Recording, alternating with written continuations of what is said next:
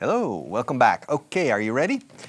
In the last class, yesterday I think, or last week, I was doing a list and I want to continue with the list because when I do vocabulary, I want to explain every word so well and every nuance, cada matiz de cada palabra, that it takes me forever and I never finish. Disponible, available. Available. No disponemos de eso. We don't have. No se dice avail. No existe, bueno, sí existe el verbo to avail of, pero se usa muy poco. Pero disponible, sí, available. I need all available information on your English courses and where you offer them, how much they cost. Can you please send me all available information? Yes, available. All right. Justo, fair. No es justo. No es justo. Que este canal esté en algunas partes y en otras no. It's not fair. Bueno, ya llegaremos a todos, okay? We'll be everywhere someday.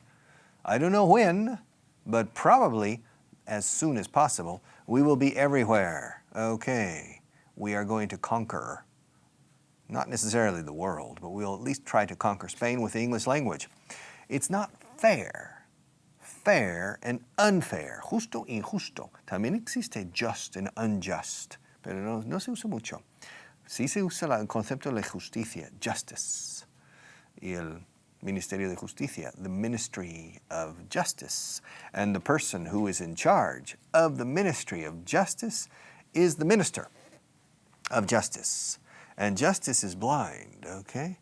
Not necessarily all, I'm not sure, but in any case, in everyday language, eso no es justo. No es justo que me paguen a mí igual que los otros en Vaughan, en Aprender Inglés TV. It's not fair. I give a class, my class is for 2 hours, and the others is only for 25 minutes, and they pay me the same. It's not fair. I'm going to go on strike. Voy a declararme en huelga. Ir a la huelga. I'm going to go on strike. To go on strike. Okay, voy a convocar una huelga. I'm going to call, como llamar, ring, se dice to call a strike. Okay? I'm going to go on strike. And I'm going to picket. Se dice, hacer piquetes, piquetar. Se dice un verbo. I'm going to picket this studio. And say, I demand more. It's not fair. It's not fair. It's not fair. Justo es fair. Okay, como my fair lady. The same word. Una pérdida, a loss. Loss. Ha sido una pérdida muy importante para nosotros. It's a very important loss. Okay, a loss. También pérdidas en una empresa, losses. Añadir, hay 3 S en esta palabra. Losses, okay? Beneficios y pérdidas. Profit and loss. Profit and losses. To lose money, when you lose money, you suffer losses. When you earn money, you make a profit. Losses en plural, profit aquí en singular. Realizar un beneficio. To make a profit. That's the objective of of organizations, especially ones that are non-governmental, all right? The organizations they have the profit motive. And to lose money, you suffer a loss. La cuenta de resultados has the income statement or the profit and loss statement, a loss, pero también una pérdida personal, a personal loss, okay? All right. If any of the teachers whom you have met in Rumbo al Inglés decide to go back to England or to the United States or to Canada, it would be an important loss for us and for this channel. It would be an important loss. And it would not be easy for us to find people who can replace them. But the show must go on. And so, of course, we would find somebody else. Encontraremos a otra persona. Fijaos cómo lo digo. No he dicho another person, porque no se dice en inglés another person, aunque es correcto, pero no se dice. We would find somebody else, someone else, to take over. If one of the people on Rumbo al Inglés, one of the teachers, decided to return to his country. It would be an important loss. Loss. Fijaos, no estoy diciendo lost, que es perdido. Estoy diciendo loss. Y termina con el sonido de S, pero S inglesa, no S española. La S española es más oscura. Susana está asustada. Pero la S inglesa es como la S sudamericana. Susana está asustada. Loss. Okay, it would be an important loss. Okay, suave o templado? Mild. Okay, the climate in the center of Spain is not really mild. The climate in the center of Spain presents extremes, or it used to. The climate has changed, of course, with global warming and climate change. Originally, if you went to Old Castile, Castilla la Vieja, en inglés se dice Old Castile, escrito Castile con L simple, no L doble, ojo. Old Castile is more or less what is Castilla León now, without León, and with La Rioja and Cantabria, I think. I'm not forgetting. Because Old Castile, I don't remember, I'm not sure. Let me ask you. Old Castile, I think, included Soria, Logroño, Cantabria, Burgos, Segovia, Valladolid, Palencia, and I'm forgetting one. But then you have Ávila, Zamora, and León. And of course, León was not included, but my question is the following.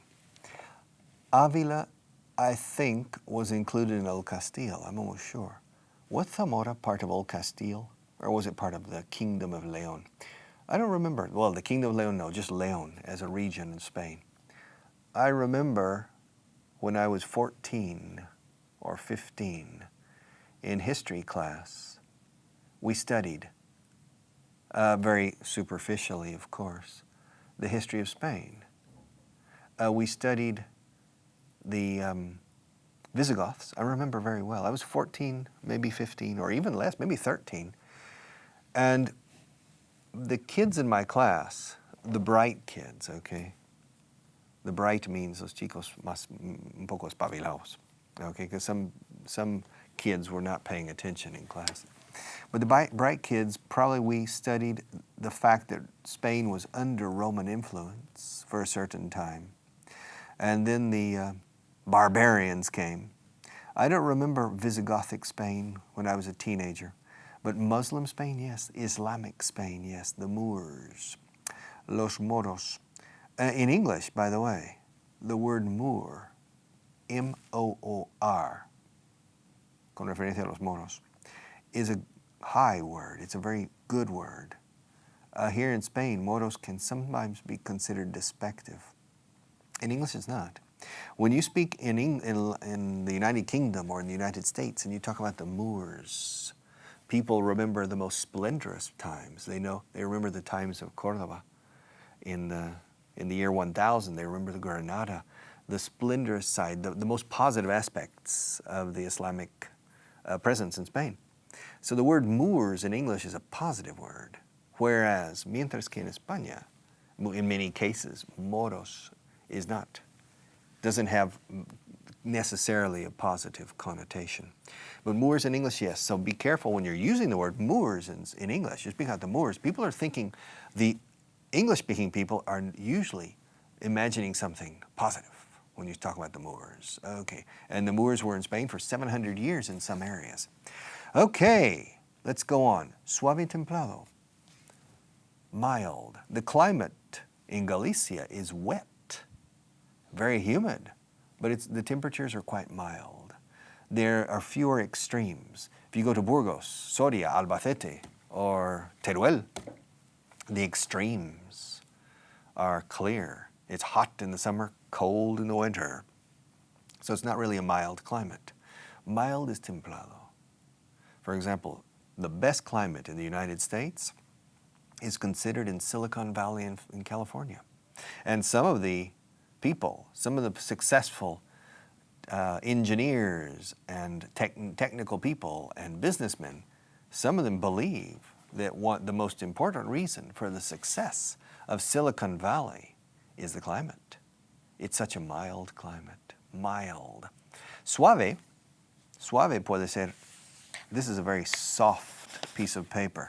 This chair, mullida, cómoda, confortable. It's soft. comfortable. This chair is very nice, soft, pero no digo mild. Mild es suave, como lo contrario de fuerte o duro. Fuerte más que nada.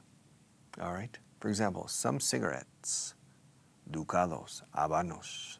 Some cigarettes are strong, okay? Strong. Other cigarettes are mild. Okay, I'm not an expert on cigarettes because I don't smoke. But I know that some cigarettes are strong, fuerte, and some are very mild.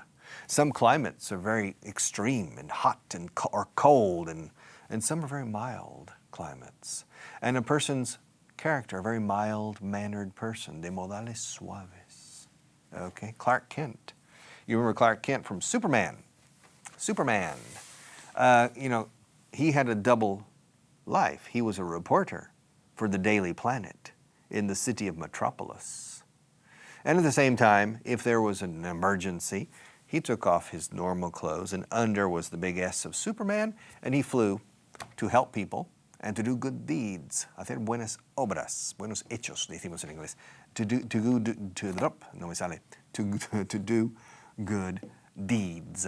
Deed, D-E-E-D, deed, como muerto, dead, pero con doble E en medio. Deed, deed, and a deed has two meanings. Ojo, deed is hechos o obras. To do good deeds, hacer buenas obras.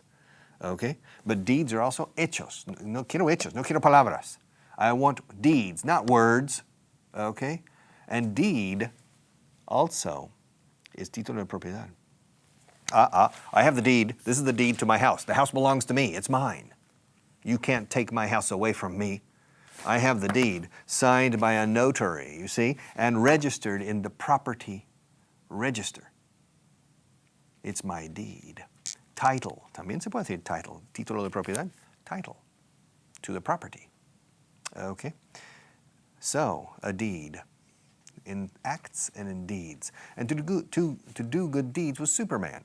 Now, in the comic book, the famous comic books, which are original stories of Superman, always at the beginning, it said Superman and Clark Kent. Clark Kent, the mild-mannered reporter at the Daily Planet. El reportero de modales suaves. Nunca se alteraba por nada. Nunca se enfadaba. He never got upset. He was calm, always taking things easy. And so that was Superman disguised as, no like, disguised as Clark Kent, the mild-mannered reporter. Mild. I enjoy mild climates. I imagine if I smoked cigarettes, I probably would smoke mild cigarettes and not strong cigarettes. Okay, the next one, dimisión, resignation. Si quieres dimitir, presenta tu dimisión. If you want to resign, you submit or present or hand in your resignation. And sometimes say, I don't accept your resignation. I don't care. I'm resigning. I don't want to continue here, but I don't accept your resignation. It's the board of directors who makes the decision. Okay? And besides, when you negotiated your contract to start here, you negotiated a golden parachute. Now, a golden parachute is a heavy indemnization if you resign. And so I don't accept your resignation because I don't want to pay you el paracaídas de oro, okay? That you have a lot of money when you leave this company. So I don't accept your resignation. Okay, so dimitir is resign. Otra vez la Z, bueno, es una S, pero con sonido de zumbido. Resign. Okay, and to resign is to say, I'm leaving, me voy, me marcho de esta empresa. I'm leaving, I'm resigning. Oh, please don't resign, we need you here. You are indispensable. Decís aquí imprescindible. En inglés no existe imprescindible, existe indispensable. And you say, but nobody is indispensable. You're indispensable, okay? You're indispensable. I need you. If you don't work hard, I fail in my job as an English teacher. So you, as my student, you are indispensable. And your effort is indispensable in la ecuación aquí. In this equation, for this equation to work, your role, tu papel, tu rol, your role is indispensable. I need you. It's part of the equation. And if you don't carry your weight, the equation will not equal, okay? And it will not work. Si tú no llevas tu peso, el peso de tu responsabilidad también lo tienes que llevar encima, okay? Se dice en inglés, if you don't carry your weight, si tú no remas, okay, if you don't carry your weight, I will fail. Fracasaré. I will fail. No tendré éxito. I won't succeed. To succeed and to fail. To succeed and to fail means to enjoy success or to suffer failure. Failure escrito es el fracaso. To suffer failure and to enjoy success. Disfrutar el éxito. To enjoy success is preferable for me than to suffer failure. So I prefer, y ahora voy a los verbos, I prefer to succeed en vez de fracasar. I prefer to succeed instead of failing. Or rather than, que es sinónimo instead of, rather than failing, I prefer to succeed. I want to succeed. I want to succeed with you. I want to succeed in this television program, and I want to succeed in life. And you are part of the equation. So for me to succeed, you are indispensable. And your effort, and your motivation, and your work, your hard work is indispensable. Okay, the next one, clarificar, aclarar, to clarify. Let me clarify one thing. Quietos parados todos. Déjame aclarar algo aquí. Let me clarify one thing. Okay, to clarify is hacer muy claro. Que todo el mundo entienda. That's to clarify. Now, to clear up es cuando sí ha habido un malentendido. Normalmente cuando sí ha habido un malentendido. Ojo, excuse me, creo que ha habido. Fijaos cómo voy a decir ha habido. I think there has been a misunderstanding, and I want to clear up a certain point. También podría aquí decir clarify, pero me gusta más clear up cuando se trata de un malentendido. To clarify es simplemente de entrada de sopetón, quiero clarificar ciertas cosas, las reglas del juego de este programa. The rules of the game. I want to clarify. Before we start, I want to clarify the rules of the game. Okay? First, and I give a series of rules and regulations that you must follow if you want to learn English with me. Okay. Clarificar es to clarify. O si es aclarar un malentendido, is to clear up. Como clear up también, se ha despejado el cielo. Anda, ya no está nublado. It's not cloudy anymore. The sky has cleared up, and the sun is shining, and I am receiving and feeling the heat, the warmth. Heat is el calor. The warmth feels good. I can feel the warmth of the sun on my skin. And my body is absorbing vitamin D, okay? And that's very important. But you don't need much. Maybe 10 minutes, 15 minutes a day of sunlight is enough to receive your daily proportion of vitamin D. O los británicos dirían vitamin D, vitamina D. All right, the next one, elaborar, confeccionar, to draw up. To draw is dibujar, to draw. To draw pictures, to draw, okay? To draw up no tiene que ver con dibujar.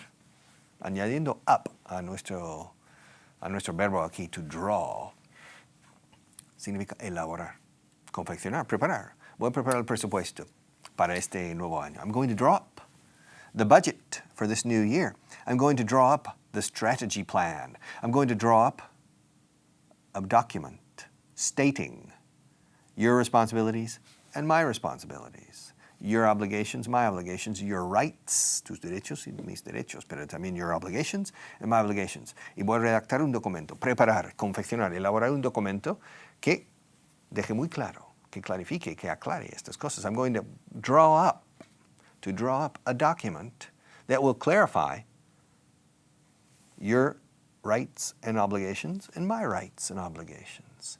You as a student and me as a teacher, okay? To draw up a budget, to draw up a report, to draw up a contract, elaborar un contrato. Okay, redactar un contrato, to draw up. Pasado, drew. Igual que el pasado, dibujar. Yo dibujé ese cuadro ayer. I drew that picture yesterday. I drew up that document yesterday. This week, I have drawn up many different documents. Yes. I enjoy drawing up documents. My job is to draw up reports, documents, budgets, contracts. I draw up a lot of things every day. And I draw them up quickly. I draw them up. The Muppets, como los teleñecos, map, se enlaza. Them, la M de them, con la U de up, to draw them up. Okay, so to draw up. Okay, the next one, pesar, to weigh. How much do you weigh? How much do you weigh?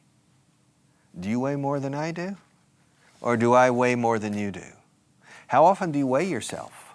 Do you have a scale at home? A scale is una báscula, a scale. And you stand on it, you can see how much you weigh. I weigh 81 kilos. My sister weighs about 73 kilos. My wife weighs about 70 kilos. My daughter weighs perhaps 68 kilos because my wife is taller than my daughter. And my son weighs 86, no. My son is 86, well, 1 meter 85 or 1 meter 86. He's quite tall. And I think he weighs 80 kilos. He's in good shape, all right? How much do you weigh?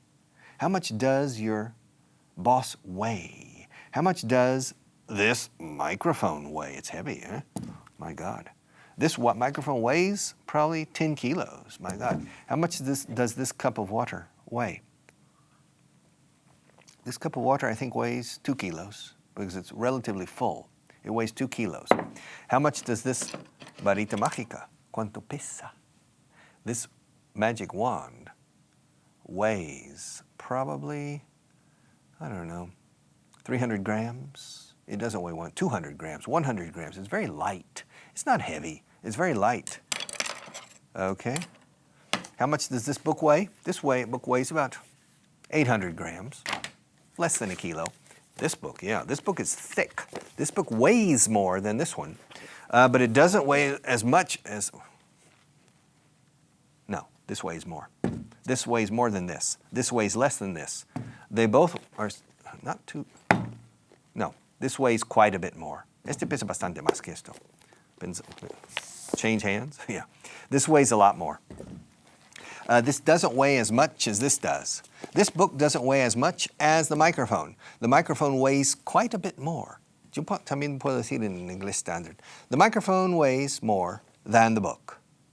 The microphone weighs a little more than the book, pero no es verdad. The microphone weighs a lot more than the book. Tampoco es verdad. Eso ya dos extremos. The microphone weighs quite a bit more. Eso sí, eso ya lo da en el clavo. Pesa bastante más. Fijaos de nuevo como lo he dicho. This microphone weighs quite a bit more. Quite a bit. A bit more. Curiosa expresión, pero súper corriente en el día a día del habla inglesa. Okay, this microphone weighs a little more. Este micrófono pesa un poquito más que esta. También puedo decir this microphone weighs a bit more. Okay. O bien, si quiero usar las dos palabras, say a little bit more. Ahora bien, pero vamos a la anterior. This microphone weighs a bit more than this. Que no es cierto, porque no es que pese un poquito más, bastante más. Entonces, para cambiar de un poquito a bastante, añado quite, escrito quite, delante. This microphone doesn't weigh a bit more than this book. It weighs quite a bit more. Y ahí lo cubres todo. Quite a bit more. Y luego, si es mucho más, a lot more. Okay. So, and this computer probably weighs more than, yeah. This computer weighs a lot more than the microphone. Okay. This computer probably weighs 5-6 kilos. And this doesn't weigh that much, maybe 4 kilos. I don't know. How much do you weigh? How much does your sister weigh? How much does your boss weigh? How much does your car weigh? Okay, weigh. Se pronuncia como manera o camino. Por ahí, this way, that way. Which way? Pero se escribe de distinta forma, que no viene a cuento en esta clase hoy, pero la pronunciación es idéntica. Weigh. All right. I'll be back in just a few minutes. No te alejes demasiado. Don't go too far away because you need to be back in 5 minutes.